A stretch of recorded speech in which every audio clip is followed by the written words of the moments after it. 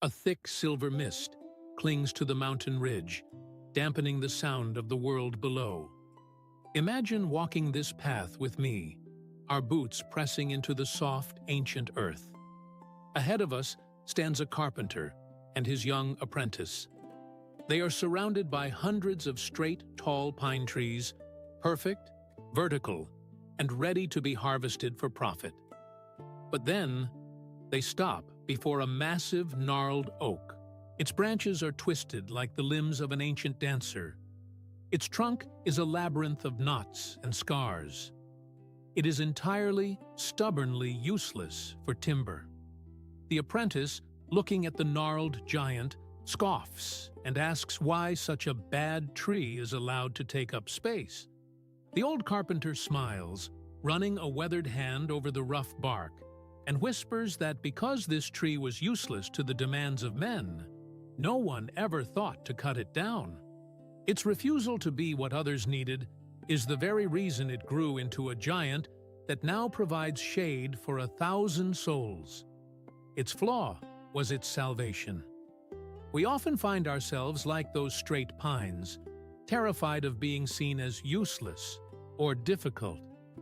We spend our lives trying to be straight, trying to be accommodating, trying to be nice.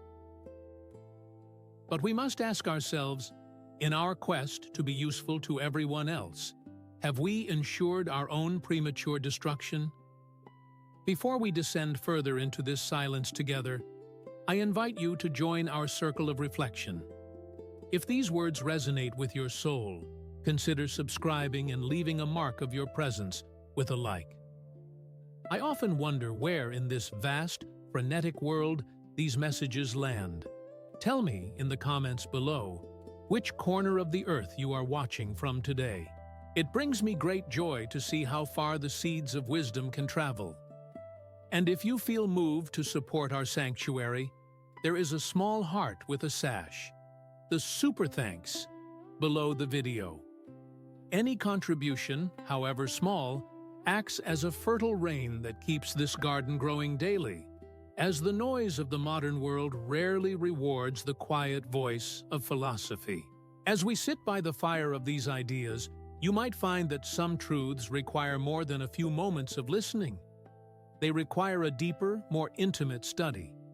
For those who feel the pull to understand the hidden rhythms of existence, I have gathered my more silent reflections into a guide I call Master the Right Moment. It is a map of pages designed to help you recognize when to act and when to wait. A fundamental skill for any soul seeking success without losing its center. You will find it waiting for you, like a quiet confidence, in the link within the first comment below.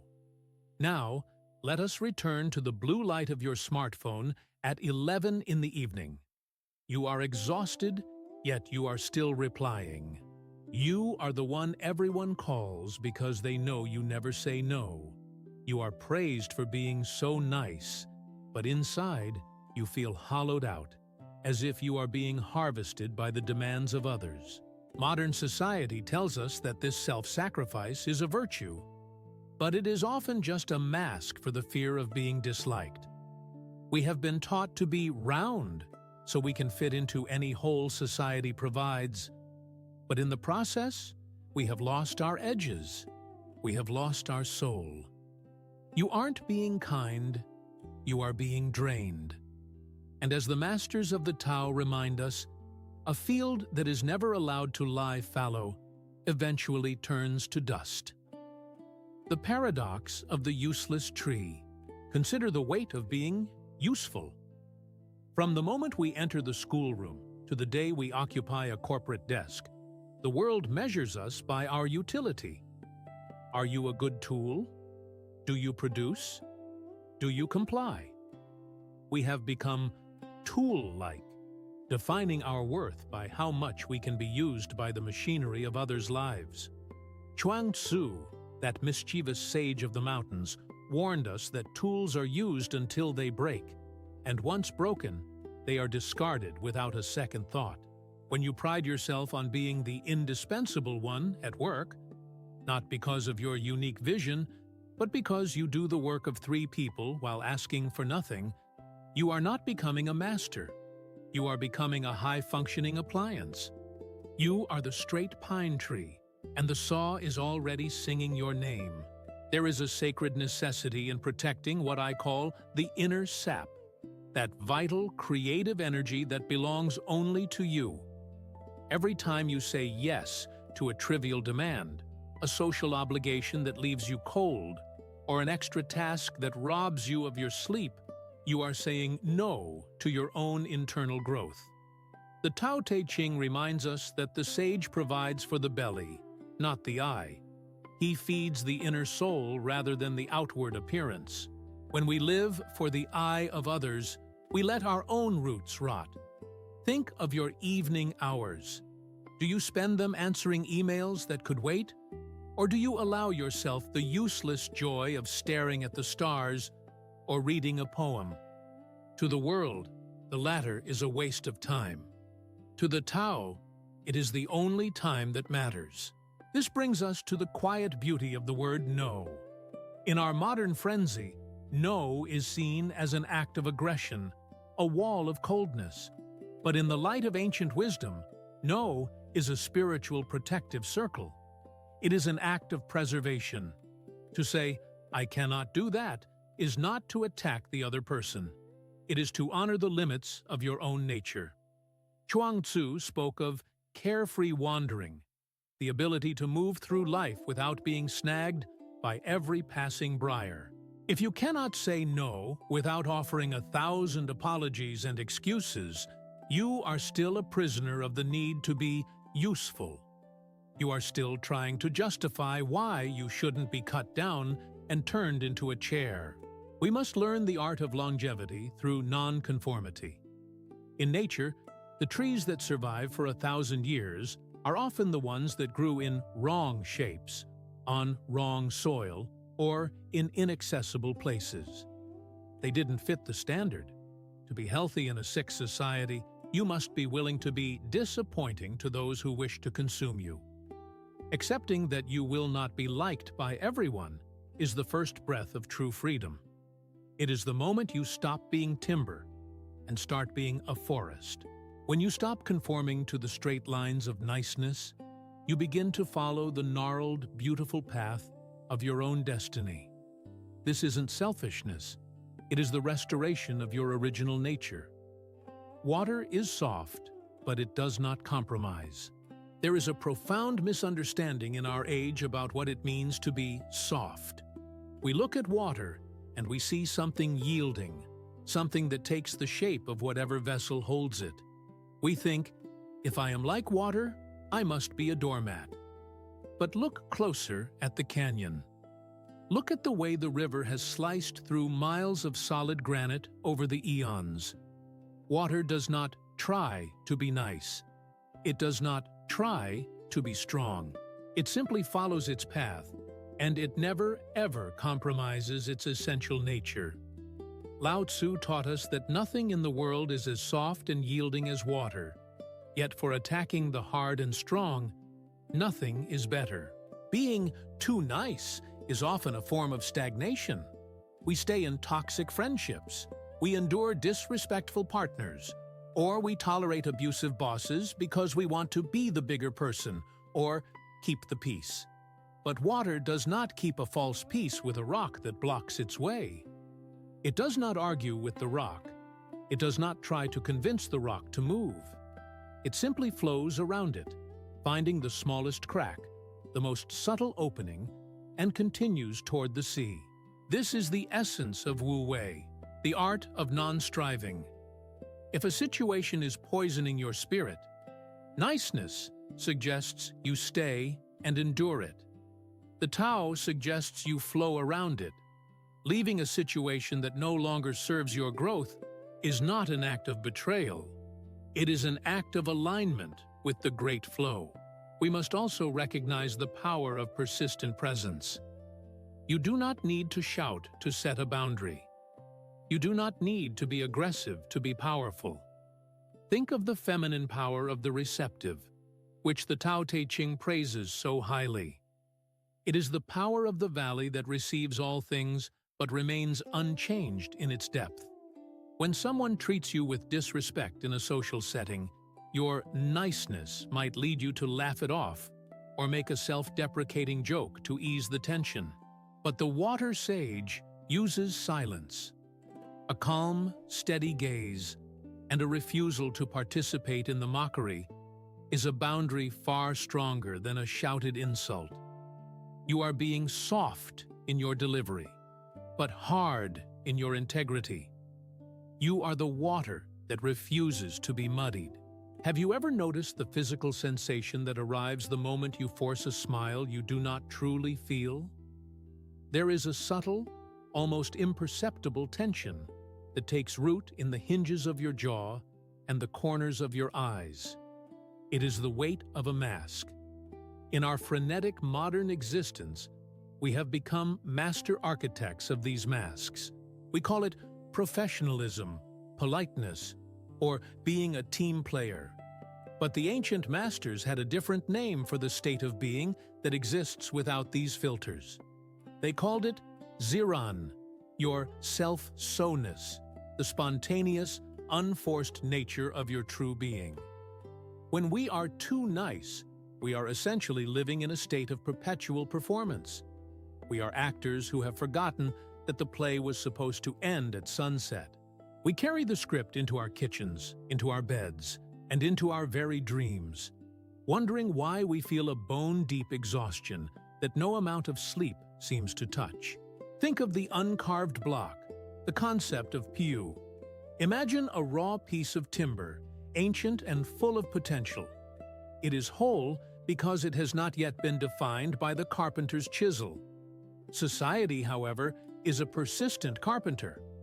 From the moment we are small, it begins to carve us. It shears off our difficult edges. It sands down our loud opinions, and it polishes us until we are shiny, predictable, and nice. We become a chair, a table, or a shelf. Useful, yes, but no longer a tree. We lose our ziran. We forget that our value does not come from the shape others have given us, but from the raw, uncarved essence that remains underneath. In your daily life, this might manifest as the hobbies you abandoned because they weren't productive, or the personality traits you suppressed because they were too much for your social circle. You have been carved into a shape that fits their living room, but you are dying of thirst for the mountain air. We must understand a hard truth. Being nice at the expense of your truth is not an act of virtue.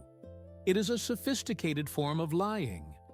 When you agree to a commitment that you secretly dread, or when you tell someone it's okay when they have deeply hurt you, you are creating a resonance of dishonesty. You are presenting a false map to the world, and then you wonder why people keep getting lost in your company. The philosopher Confucius spoke much of ritual and social harmony, but even he understood that without Cheng, sincerity, ritual is a hollow shell. The Taoist masters went further, suggesting that authenticity is the only true kindness. If you tell a friend, "I am too tired to listen right now," you are offering them the gift of the truth. It might sting for a moment, but it is a clean wound. To listen while secretly resenting their voice is to offer them a slow-acting poison disguised as a sweet. To return to your ziran, you must begin to trust your internal compass over the frantic noise of social etiquette. Your body knows the Tao long before your mind does. It speaks through the vortex of your gut, the sudden lightness of your chest, or the heavy ruido, the noise of your anxiety. When you are asked to do something nice that betrays your spirit, notice the physical contraction within you. That is your self-so-ness trying to protect you. Trusting this compass requires a form of silencio fertil, a fertile silence where you stop asking, "What is the polite thing to do?" and start asking, "What is the true thing to do?" This is the path of the warrior sage. It is the realization that you are not a tool to be used, but a force of nature to be respected. When you stop performing, you might find that some people leave your life. Let them go.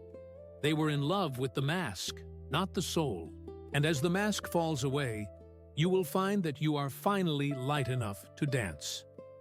The poison of resentment and the hidden cost. There is a silent tragedy in the life of the too nice person. The accumulation of emotional debt.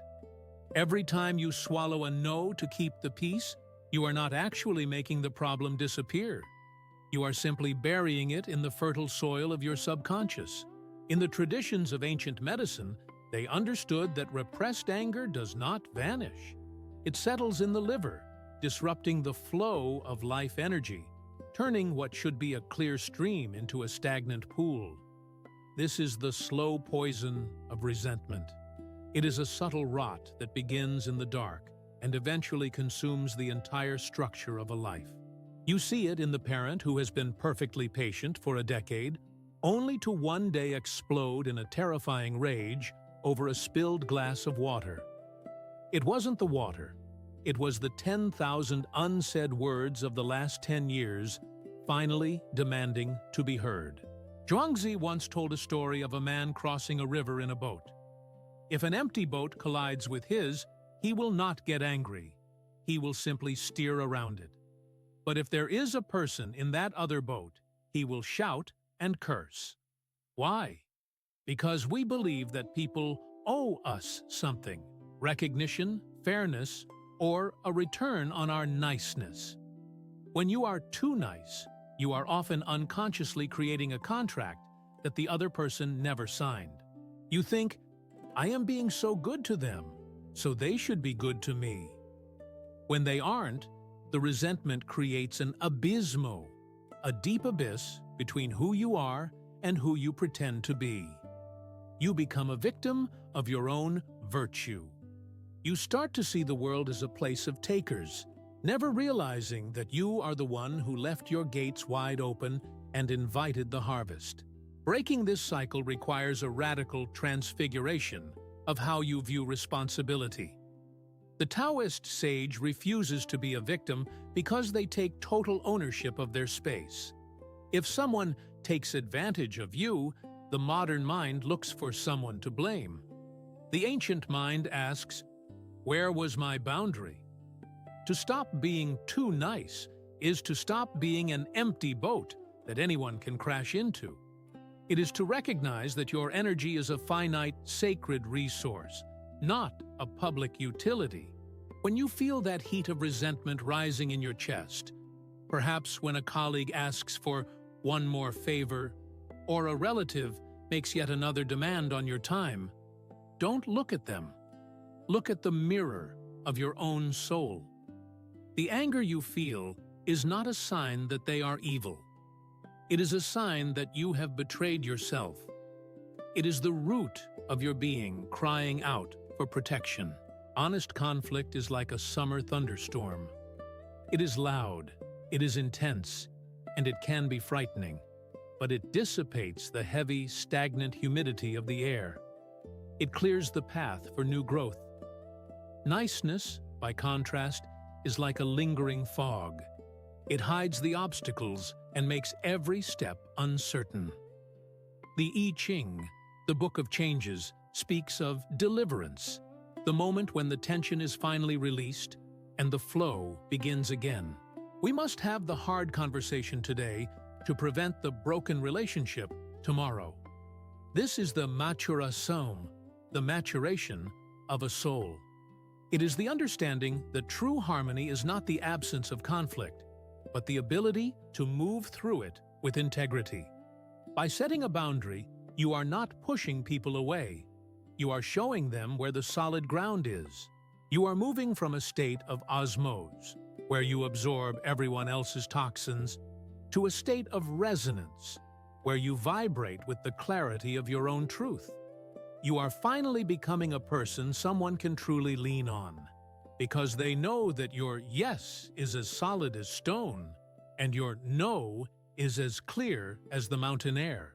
Distinguishing virtue from the trap of pleasing.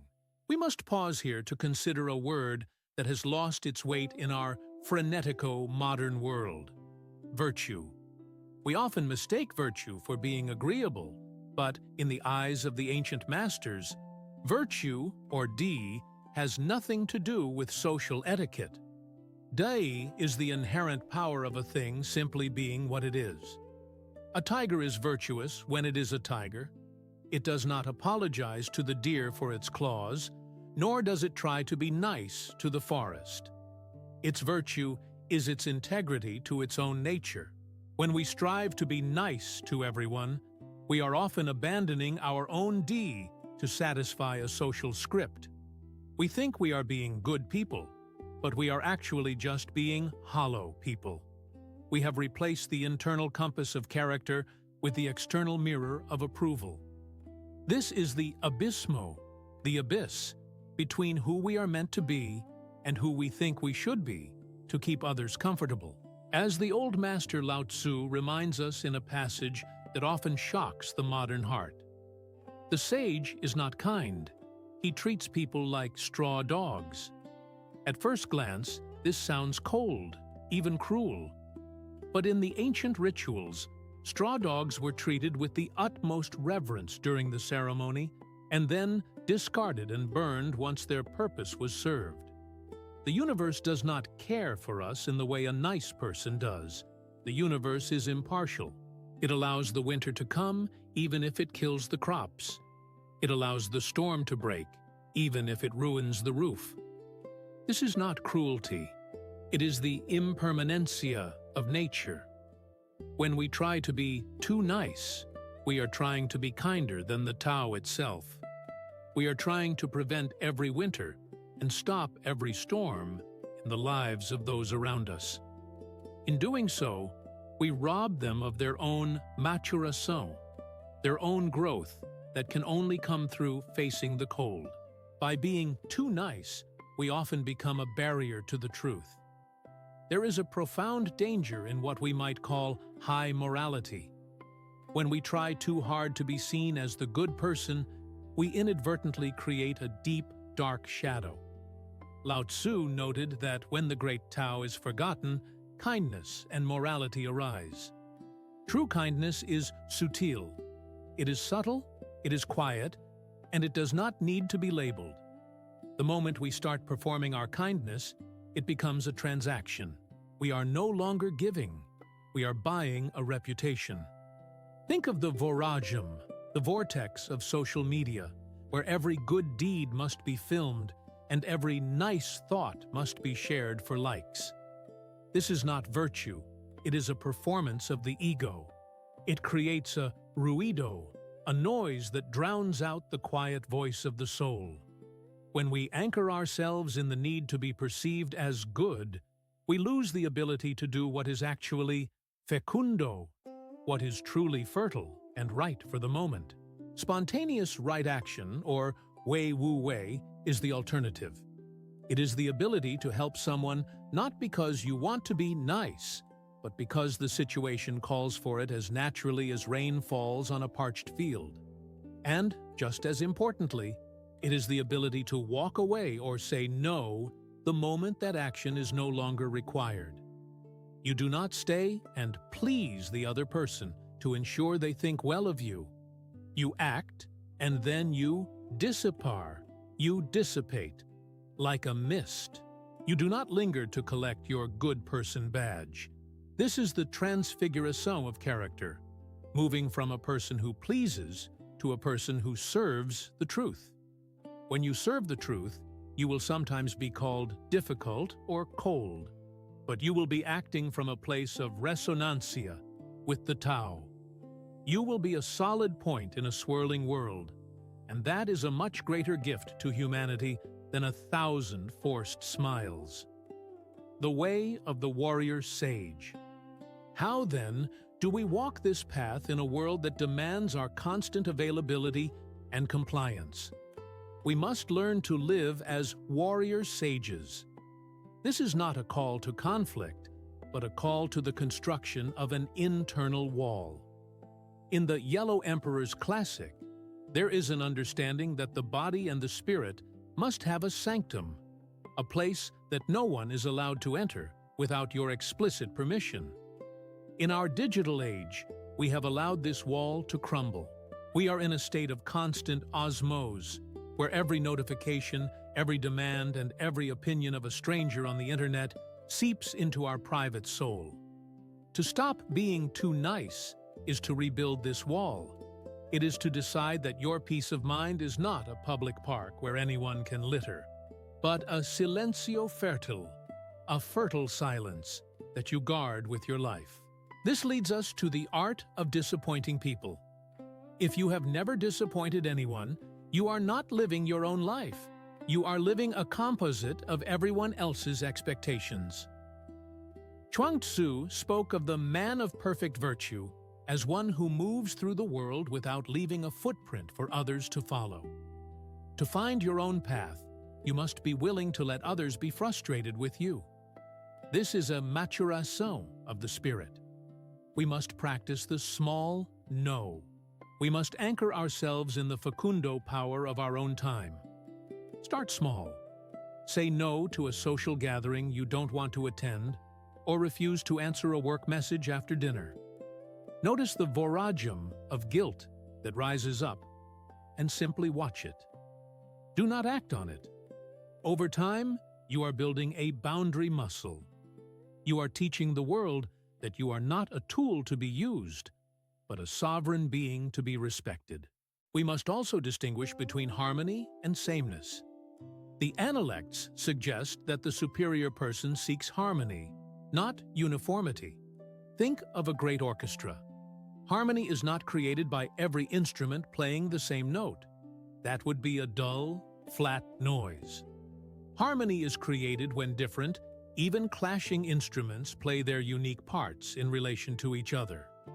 When you are too nice, you are trying to be the same note as everyone else. You are contributing to a ruido of conformity. The world does not need more yes men.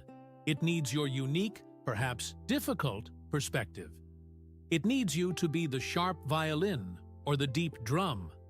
By standing in your truth, you are actually creating a more profound resonancia in your community, even if it feels uncomfortable at first. You are providing the subtle tension that makes the music of life beautiful. We return now to that mountain ridge, where the mist is beginning to lift, revealing the true shape of the world. Look once more at that gnarled, twisted oak. Do you see it differently now?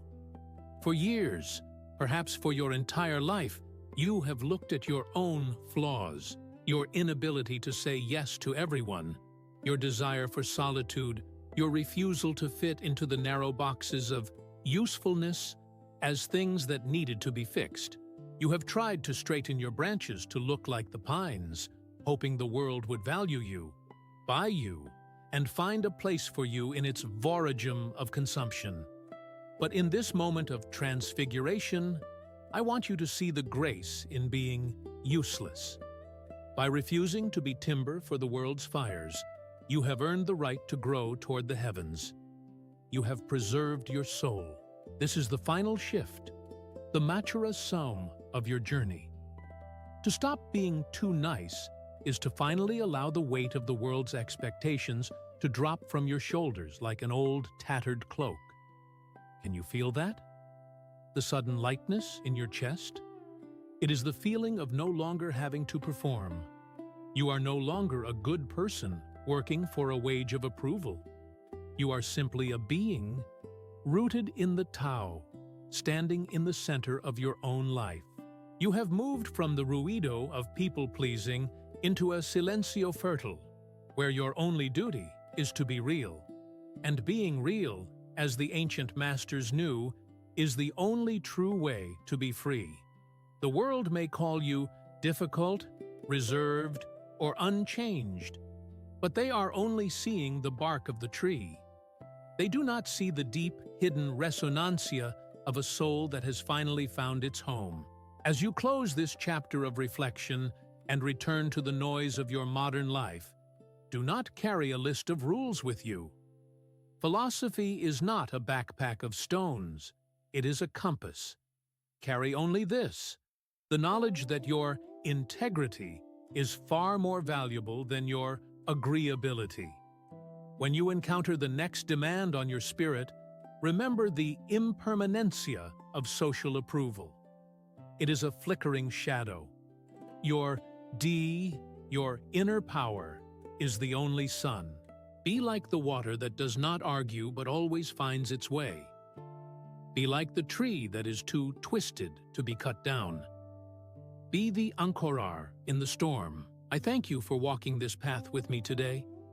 It is rare to find a soul willing to sit in the silence for this long, and it tells me that your roots are already reaching deep. Before you leave this sanctuary, if this message has brought even a small, fecundo seed of peace to your heart, I ask you to subscribe and leave a like. And tell me, in the spirit of our shared journey, if you could say no to one thing today that has been draining your spirit, what would it be? Write it in the comments below. Naming it is the first step toward dissipar its power over you. I read your words with great care, for they are the echoes of a soul waking up. And if you have the means, a small gesture through the super thanks below helps us keep this garden open for all who wander in the mist.